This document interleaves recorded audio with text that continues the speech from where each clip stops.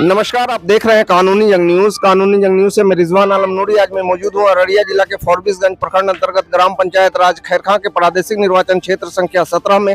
आए जानते हैं इसी क्षेत्र संख्या 17 के वर्तमान पंचायत समिति सदस्य से इनका परिचय और इनके पंचायत की समस्या। महोदय, कानूनी जंग न्यूज चैनल पे आपका स्वागत है। धन्यवाद सर। महोदय, आपका परिचय क्या होगा? मेरा नाम रोशन कुमार सिंह है जी, पंचायत खैरखां के पंचायत समिति सदस्य हैं खैरखां निर्वाचन क्षेत्र संख्या 17। महोदय, आपसे जानने का प्रयास करेंगे इस पंचायत की सबसे बड़ी समस्या क्या कुछ दिख रहा है आप जैसे जनप्रतिनिधि को विकास के संदर्भ से?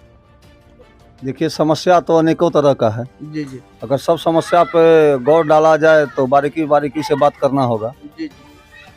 अगर सबसे सर्वोत्तम समस्या को लेते हैं तो वो है शिक्षा का अभाव। जी। हमारे जितने भी स्कूल हैं, जितने भी शैक्षणिक संस्थान चल रही है, उसमें शिक्षा का बहुत अभाव चल रहा है। जितने भी टीचर लोग हैं वो सही से बच्चे को दिशा निर्देश नहीं दे पा रहे हैं, पढ़ा नहीं पा रहे हैं।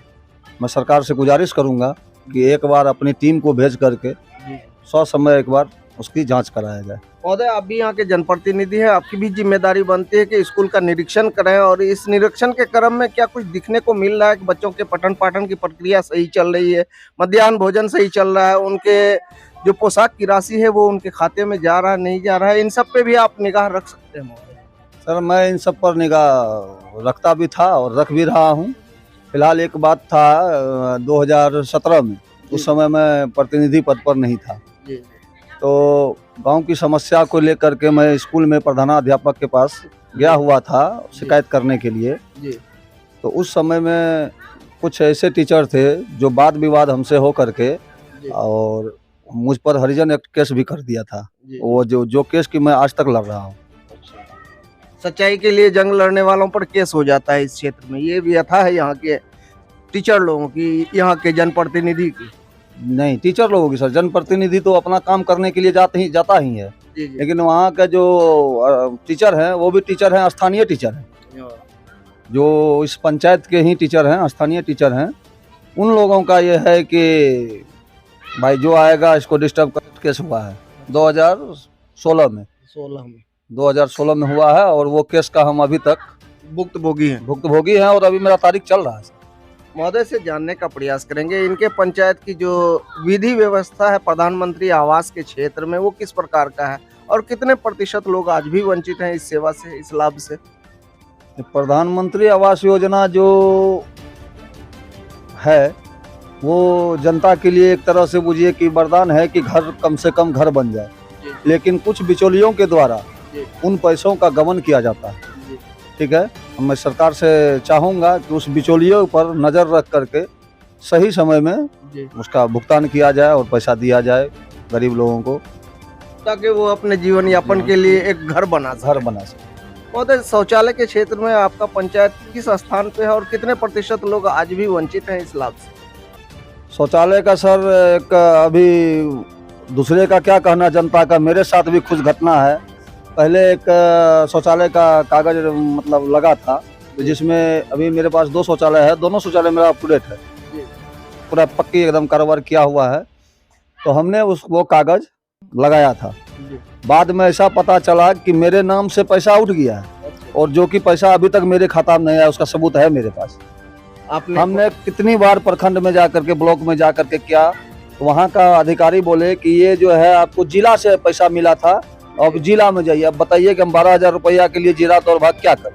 अब आप खुद भी एक प्रखंड के पंचायत समिति सदस्य हैं और आपके साथ इस प्रकार का छलावा हो रहा है, तो जनमानस साधारण के साथ क्या छलावा हो सकता है? ये आप क्या बताएं, हम अपने दिल की बात आपको बता रहे हैं। जब मेरे साथ ऐसा ठगी हो चुका है तो जनता के साथ क्या हो रहा है ये तो आपको अंदाजा होगा ही।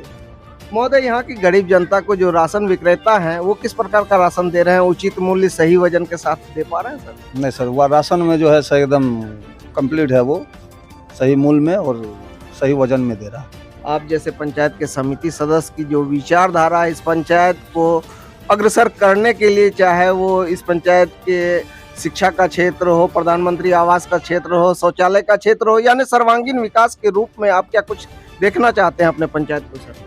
सर, हम तो सबको ये रहता है कि हमारा पंचायत विकास करे, नंबर 1 पर आ जाए। सबकी तो यही लालसा है, जिसमें हमारे जनता भाई लोग का भी सहयोग चाहिए ताकि एक साथ मिलजुल कर रहे और खुशहाल रहे। पंचायत के सौंदर्यीकरण पे क्या कुछ आपने सोचा है सर, जो इस पंचायत का सौंदर्यीकरण हो और आपका पंचायत आदर्श पंचायत बने, निर्मल ग्राम बने? सर सौंदर्यीकरण के लिए सर एक हम लोगों का वो व्यवस्था हमारे यहाँ नहीं है, लेकिन सरकार से मैं चाहूँगा कि इस पर भी थोड़ा किया जाए। आपके इस पंचायत में महोदय मुस्लिम भाइयों के लिए कब्रिस्तान है, तो उनकी चार दीवारी पे आप क्या कुछ सोच रहे हैं सर? सर यहाँ पर तो एक कब्रिस्तान है हमारे पंचायत में, तो उसकी चार दीवारी का सर टेंडर निकला हुआ है। अच्छा। जी सर, वो टेंडर निकला हुआ है, मतलब बिहार सरकार की तरफ से उसकी चार दीवारी का बाउंड्री का जी। वो काम सर अभी प्रोसेस में, उसकी जानकारी हमको पूर्ण रूप से है। महोदय, अंततः गणतंत्र दिवस के अवसर पे आप अपने इस पंचायत वासियों को क्या कुछ कहना चाहेंगे, जिन्होंने अपार मतों से आपको विजयी बनाया और पंचायत समिति पद पे सेवा करने का अवसर दिया? हम तमाम जनता भाइयों से आग्रह करते हैं कि गणतंत्र दिवस को बड़ी धूमधाम से मनाए और सबका साथ रहे, सबका विकास रहे। और जनता भाई ने जिस तरह से मेरा साथ दिया है, मैं आगे भी उससे यही कामना करता हूँ कि मेरे साथ सदा बने रहे। हमसे अगर हमारी वाणी से किसी को कोई त्रुटि भी हुआ हो, उसको नज़रअंदाज करके भाई भाई गले मिले। धन्यवाद। अभी आप रूबरू हुए रोशन कुमार सिंह से, जो प्रादेशिक निर्वाचन क्षेत्र संख्या 17 से पंचायत समिति के सदस्य हैं। इन्होंने अपने विचारधारा से मेरे कानूनी जंग न्यूज चैनल को अवगत कराया। देखते रहे कानून।